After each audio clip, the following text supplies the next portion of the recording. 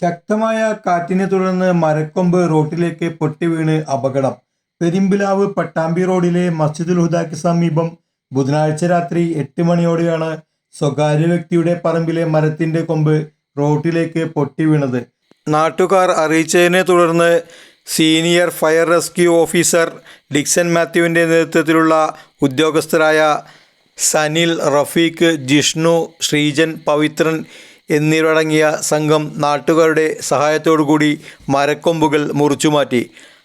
അപകടത്തെ തുടർന്ന് ഗതാഗതം ഭാഗികമായി തടസ്സപ്പെട്ടു. സംഭവം അറിഞ്ഞ് കുന്നംകുളം പോലീസും സ്ഥലത്തെത്തിയിരുന്നു. അപകട സമയത്ത് വാഹനങ്ങൾ ഒന്നും ഇല്ലാതിരുന്നതിനാൽ വലിയ അപകടമാണ് ഒഴിവായത്.